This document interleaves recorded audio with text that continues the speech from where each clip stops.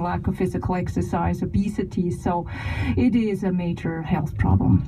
Some have even called loneliness deadly. Is that an exaggeration? That is not an exaggeration. Loneliness has been related to mortality in numerous studies, and it increases the risk of mortality by about 30%. So a substantial risk. The United Kingdom just appointed a minister of loneliness. What do you think of that approach? Well, I think first of all, the United Kingdom loneliness campaign, I think, is tremendous. Just the focus it's brought to this issue, and its focus on older adults has been really good.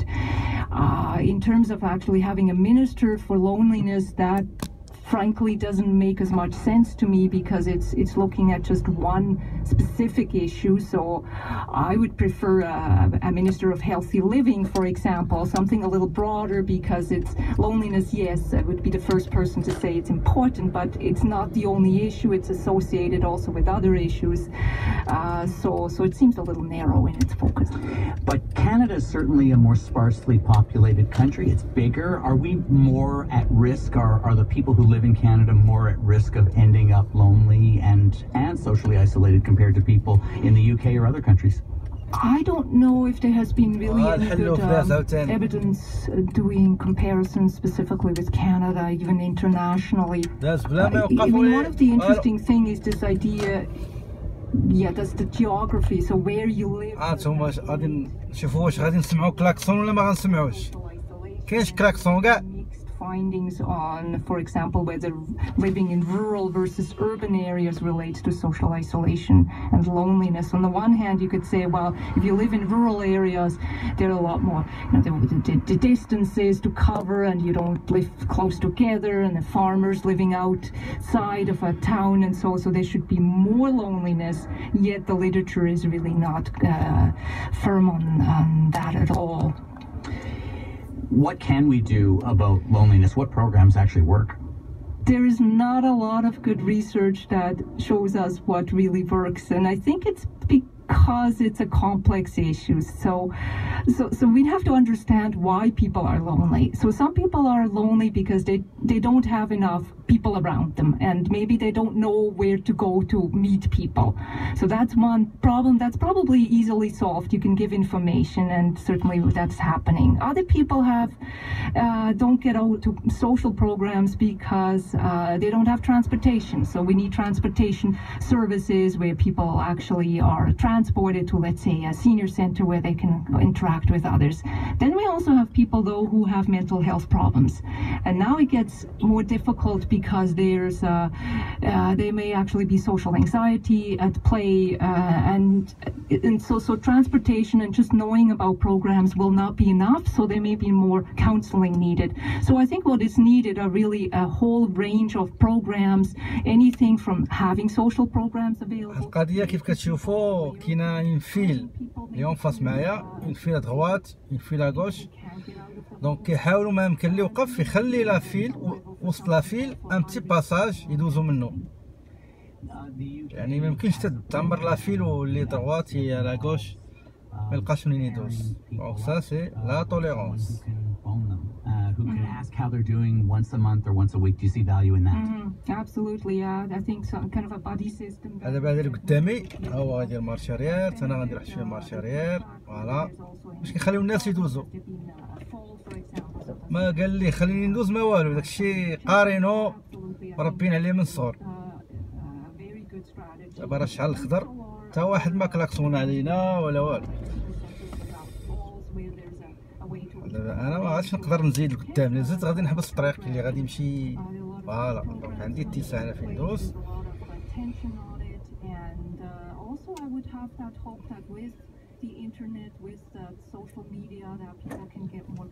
فوالا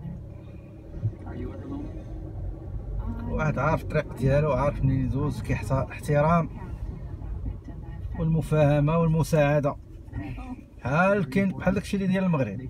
هذا راه and a source of companionship for people. Absolutely, yes, and they get you out too. The dog gets me out, so no, I'm not lonely. I'm glad to hear it. Neither am I. Thank you so much for speaking with us. Okay, thanks for having me. Bye-bye. Okay, bye-bye. If Verena Menick is right, building social connections might be as beneficial to our health as quitting smoking. Hey, if you know someone who's lonely and isolated, why not give them a shout? It'll be good for their health and for yours.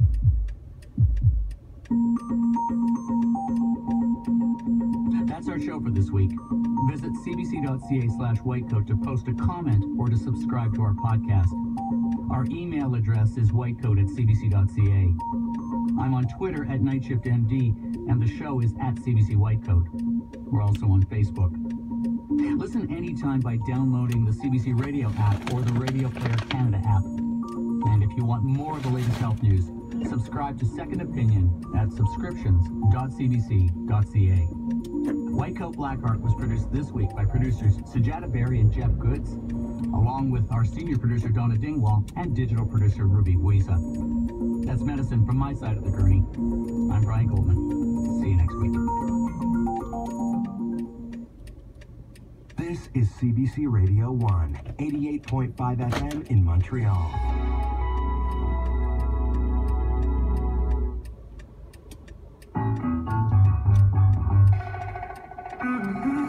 Hey, Ottawa, you can't get Rideau us that easily from the Centre Point Theatre. It's the Debaters!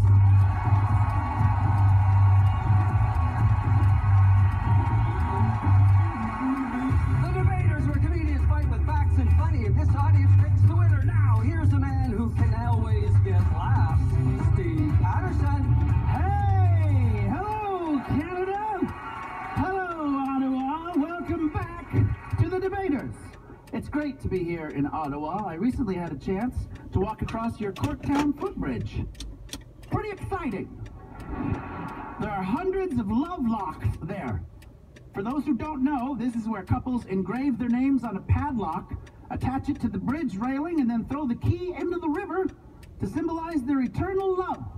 Very romantic gesture that I think may have been lost on the guy under the bridge selling bolt cutters. Now let's meet a couple of debaters who are fully committed to being unabridged, shall we? This comic rules the Roman Empire. It's Scott Roman! Scott Roman, ruler of the Roman Empire. And this comic says, where there's a Will, there's a Kate. Welcome, Aisha Brown! Aisha Brown! Making her way to the podium to my right. Debaters, your topic is a good one for Ottawa. The royal family. Are there too damn many of them? This year we're celebrating 2 royal weddings and the arrival of another royal baby. Will and Kate's new baby is 5th in line for the throne. Come to think of it though, if you think about it, everybody of European heritage is in line for the throne if you go back far enough.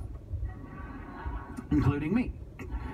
Which means we could be just one unfortunately placed meteor impact away from having to sing God Save the Steve before every debater's taping, and now that I say it out loud, I'm not gonna lie to you, it doesn't make me puke. In the meantime, let's watch these two try to crown each other. So, whereas weddings and births are increasing the size of the royal family rapidly, be it resolved that we don't need any more royals. Scott, you're arguing for this, please. Là, le boulevard, grand boulevard Jean Talon avec l'Angelier. The very idea that royalty exists in modern democratic societies is so ridiculous on its face that I don't even know how to argue against it. It's like being asked to argue why we shouldn't eat coal for breakfast. Monarchy is a shameful part of our history, with a legacy of inequality and violence and inbred finger smellers who put people to death for not wishing their horse a happy birthday. Royalty is a set of people who are officially recognized as better than other people from the moment they're born. Technically, as soon as the regal sperm issues forth from the noble gonads. So why would anyone want more of these gaudy, overpriced hood ornaments on our democracies? I'll tell you why. We love celebrities. We love to stare at their famous faces and cute babies and shiny jewels and shiny babies. We've run out of humans to make famous, so we've started making animals famous. There's a lizard with 183,000 Instagram followers, a lizard with twice the charisma of Prince Charles and 3 times as handsome. The royals are a pointless distraction in a world full of pointless distractions. So if they want our attention, let's kick them out of the palaces, give them an iPhone and a YouTube channel, and make them compete with everyone else. Scott Roman, ladies and gentlemen. Some strong words against the royals, who are regular listeners, by the way. Now, to tell us why some new royals won't make her royally blue, here's a comedian who's new to the Debaters family, Aisha Brown. Thank you. So, as the black child of Jamaican immigrants, I'm against just about everything British royalty stands for. Colonization, elitism, male pattern baldness, horse teeth. And yes, monarchies are an antiquated symbol of entitlement and privilege, but who are we to judge? In Canada, we still have appointed senators, and at least the royals are upfront about who they screw to get their positions.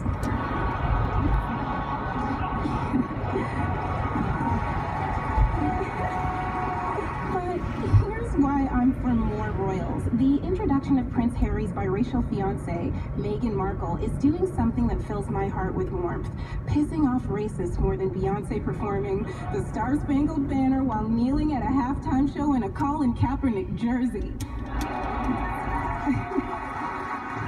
I don't mean to insinuate that Scott is racist for suggesting we do away with more royals as soon as people of color get their foot in the gilded door, but, you know, Scott's a good guy. His one black friend told me so. But if, like Scott, you don't care about ending racism, won't you at least think of Harry and Meghan's cute little baby, a little prince or princess with her bronzy skin and his years and years of inbreeding? Thank you. Aisha Brown, ladies and gentlemen. She is totally okay with more royals. It's time now for the bare knuckle round.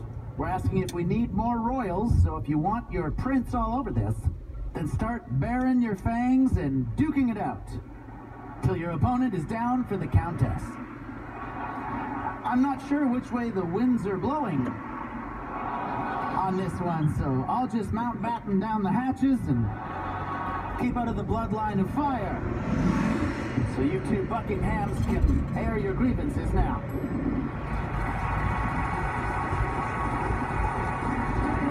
Now, to be fair, I may only have one black friend, but I only have 3 friends total. So, I think that's pretty good.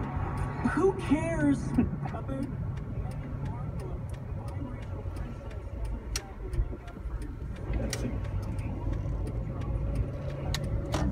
about the concentration camps, Kenya, but are any of you fans of the mediocre legal drama Suits? Anyone? Yeah. That's an excellent point. One biracial person can't end institutionalized racism or make that much of a difference. Barack Obama. Anyways, That's the bare knuckle round, everybody. We're debating whether we need any more royals on the Debaters on CBC Radio 1 or, of course, on the app. You know how you're listening to it. It's time now for the firing line. In my hand, I have a list of questions on No More Royals, brought to you by Royal Moving Company. Royal Moving Company. We'll treat your stuff like royalty, which means we're not allowed to touch it. It's a British tradition that royal weddings always have 2 what? Scott. Too small of a gene pool? That's a great answer. 4 points. Aisha Brown. they actually have 2 ring bearers, one to carry the wedding bands and the other to throw the first ring bearer into a fiery pit when he goes mad with power. Well, it's a well-thought answer, too. 2 points. The actual answer is wedding cakes. They always have 2 wedding cakes at a royal wedding. I don't know why either. After her 8th baby, what did Queen Victoria decree? Scott? That the Union Jack be flown at half-mast to mourn her vagina. Oh, it is incorrect. Aisha? She decreed that Prince Albert would be vacationing with his good friend, Lord Vasectomy of Vastdeference. That was well done. Good title. She decreed that the use of anesthetics during royal childbirth was henceforth permitted. Yeah. Took her 8 times though. The first 7, you could hear her from here. Thanks to the inappropriate behavior of Prince Andrew, what game is now banned from being played in Buckingham Palace? Aisha? Duck, duck, Duke.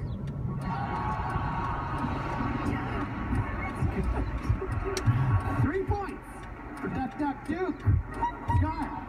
Pin the tail on the corgi. Good. 3 points for that. The actual answer is Monopoly, and that's the firing line, everybody. We're heading toward that magical time when our theater audience gets to choose the winner, but first, here again to tell us why she'll rally behind the Royals till Queen or Kingdom Come. Here again is Aisha Brown. When I was a kid, my pals and I would play princess. My friend Rachel was Cinderella, Jennifer was Snow White, and old narcoleptic Sarah was Sleeping Beauty. But I had to play the only character I could culturally resonate with, Sebastian, the Jamaican lobster from The Little Mermaid. The only crown he wore was made of butter. It can be empowering to see people who look like you in prominent positions, right, Scott? Anyways, and who knows, maybe in 100 years, the grandchild of the baby that I inevitably have with The Rock will star in a royal biopic called Elizabeth IV, Reparations. Thank you. Aisha Brown with a nice argument, very concise. Thanks, Aisha. Now, here to remind us why he's unhappy to hear the Windsor family is in the family way, here again is Scott Broman. It's an indisputable fact that dressing people in fancy robes and jewels who grown adults have to bow to and call your majesty is completely absurd. But it's cruel to boot a bunch of people into the street whose only discernible life skill is waving. So here's a compromise. Let's seize the royals' assets, sell their land, and use the money to open a royal zoo. We can make it comfortable for them. Install velvet in the bottom of their cages, feed them fancy meat pies and tea, set up a little area where the kids can ride the corgis. Take pictures, wave at them, bow to them, whatever you want. There's only 2 rules. 1, don't feed them through the bars. And 2, never ever give them any role whatsoever in a democratic government. Thank you. Scott Broman. He says no more royals, and he's got a pretty interesting idea with what to do with the ones that we have already. If you are a Coronation Street fan, you are probably not enjoying this. All right, audience, it's up to you to pick a winner. Who agrees with Scott's anti-monarchy malarkey, Scott Broman? A lot of support. A lot of support here for Scott. And who thinks Aisha's pro-royal rant reigned supreme? Aisha Brown.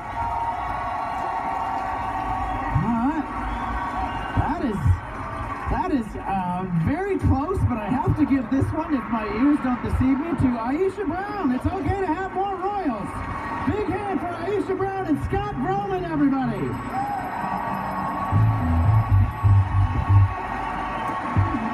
Hey, love hearing debaters from all over Canada? We do too. Next is our favorite comic from Prince Edward Island. And we don't say that because he's the only one. Now, back to Steve Patterson. Hey, Ottawa, you ready to meet your next next pair of debaters. Then so we shall. This comic once used the John in the Diefenbaker building. It's Patrick Ledwell. Patrick Ledwell, the pride of PEI, striding confidently to the lectern to my right. And this comic will never rest on her lauriers. It's Sandra Battellini. Sandra Battellini getting some adjustments. Your topic is a good one for our listeners because some of them are sticklers for word count and grammar. Your topic is abbreviations. Abbreviations, are they a good thing? Now, a lot of words are made shorter using apostrophes. But to me, apostrophes just sounds like the Greek god of keeping things short, who was very possessive of his belongings. Ellipses, on the other hand, he was the Greek god who never finished his sentences. And don't get me started on parentheses. He's in a whole other bracket. All right. Let's see if these two can hit a homer with this debate. So, whereas abbreviations help communicate, be it resolved that abbreviations are so brill, it's ridic. That means they're good, I think. Sandra, you are arguing for this, please. You have 2 minutes, starting now. We're living in such a time-starved world, and abbreves just lets you relax and take it easy. It's like taking a vacation from language. I probably just saved a second right there. And let's be honest, all these seconds add up to minutes that add up to hours, and then years, and eventually lifetimes. Growing up the daughter of an Italian immigrant, my father didn't have time to say full words, mainly because he didn't go to English class, but also because he was busy working double shifts so he could pay for our education and retire with a good pinch. Yeah. And I'm very grateful to him, even though he still throws it back in our face, telling us that the problem with the Pepsi generation is too much food. While he was a young boy in Italy, food was scarce because it was World War II, or the Second Whirl, as he calls it. And I like the sounds of that. If you really think about it, it was a whirl. I mean, there was the first whirl, followed by the second whirl. It's quicker. Instead of always having to say the First World War and the Second World War. It feels so heavy, so dramatic.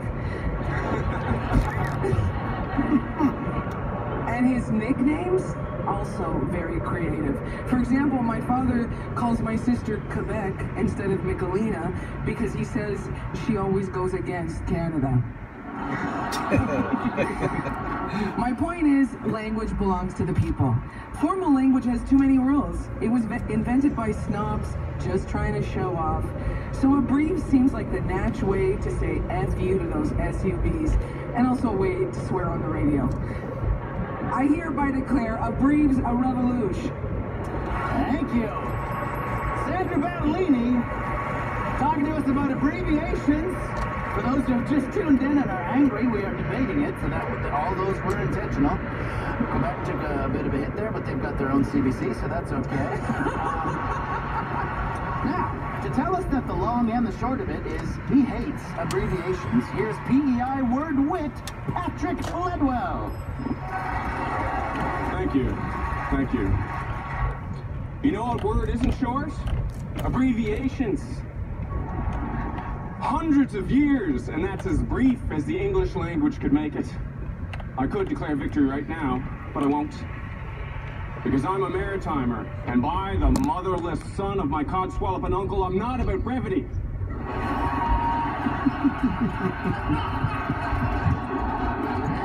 Sure, there's that terrible word, abbreves. Sounds like something you'd spray in the bathroom. Oh, what's that smell? The lingering stink of confusion. In the Maritimes, abbreviations make our thick clannishness even worse. We abbreviate whole sentences into one word because of our lack of elocution and teeth also. Oh, the music of lifelong residents greeting one another with a half-intelligible "Scanan." Is going out? Or Jigitney? Jigitney is not a town in Cape Breton. No. but it is how Cape Bretoners inquire about your love life. In the Maritimes, namaste means, no, I'm going to stay.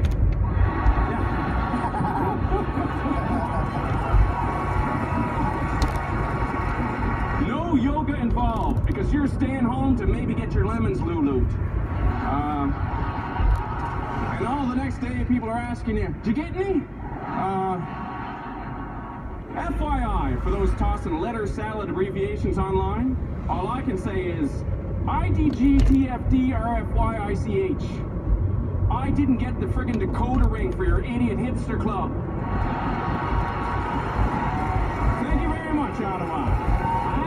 Lidwell, yeah. Oh, yeah. Well done, sir. It is time now for the bare knuckle round, aka the BKR.